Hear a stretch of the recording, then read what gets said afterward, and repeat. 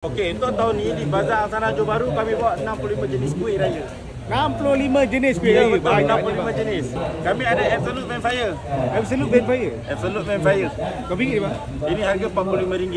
Okey, ini kami gunakan pure butter dan kami ada letakkan Cadbury ke atas. Selain daripada tu dalam dough ni kami ada hazelnut punya crunch, kita campurkan sekali. Dia tak kosong.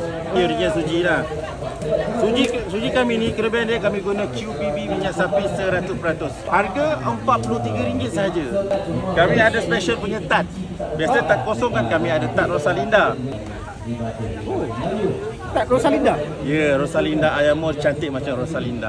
Kita jam ni kurang manis, kelebihan dia. Memang macam-macam kata orang-orang lama ni suka. Dengan harga RM44 sahaja. Mulut dia rapuh. Masuk mulut rapuh. Rapuh. Lepas tu rasa pure butter itu ada. Ini kami jual dengan harga RM40 sahaja. Biji labu. Biji Nampak? labu. Saya buka. So ni Miss adalah Lola. isi. Oh, Miss Lola. Dia adalah biji labu. Dalam ada biji labu. Yang hijau-hijau tu biji labu. Kata orang kuaci. Kuaci. Ya, yang ni kalau makan kena dengan TO, dia blend. 40 juga. Sama, ini kami jual 43. Kopi dangdut bang Ya, makan boleh berdandut. Oh, so dia rasa kopi. Ya, ini rasa kopi. Kami guna coffee oil. Kalau abang bau, jauh-jauh dapat bau.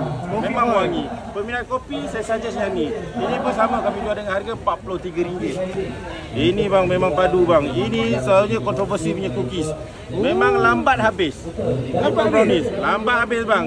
Ini tahun ni saya bawa 40 karton bang, tapi saya rasa ada lah 40 kelas. Telap lagi. Tak bohong ni. Lambat habis. Lambat habis. Berapa ni bang? Ini pun harga sama, 43 je. Orang-orang lama tahu kenari. Kuih ni Kuih kenari. kuih Nusantara kata orang. Kuih Nusantara. Nampak tak? Kenari ni datang dengan strawberry jam. Lepas tu atas ni ada almond. Ada almond punya cincang. Ini dia tak kosong. Orang makan dia blend almond dengan strawberry jam tu sangat-sangat sedap. Berapa harga dia bang? Ini pun harga kami jual 43 saja. Berat kan? Habis bang, kalau orang first time datang, boleh rasa tak bang kuih abang ni? Boleh. Abang kalau nak rasa lepas buka puasa jumpa saya ada 65 jenis tester kat sini bang. Habis bang, nak tanya bang, nak datang sini cantik pukul bang? Okey, kalau nak datang kat sini nak paling cantik lah dalam anggaran pukul 10 pagi sampai 12 tengah hari. Masa tu tak berapa ramai. Macam ni lah, oh, wah ramai lah. Macam ini kalau ni kita dah kira berembuk bang. Okey, untuk pembelian 500 ke atas kami akan bagi goodies bag percuma daripada Malaysia Series. Tapi 500 ke atas saja. 500 ke atas saja. Terima kasih bang Terima kasih sama.